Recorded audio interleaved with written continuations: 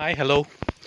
Uh, you are watching this pond system uh, used in the villages to collect the water and available for the drinking and to enhance the groundwater facility. So this is the system followed in India, Tamilnadu for many centuries. So you can see the lotus, the gathered water, and the people around this place, the worshipping place. So this was the way of life. So this sort of a system keep diminishing in the cities.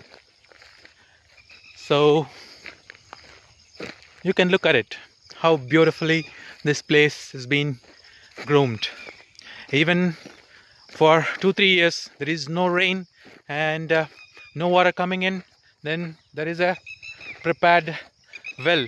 So this well can support the water for about more than 4-5 years. So what a great water management system used in this villages. I'm happy to share this to the entire world.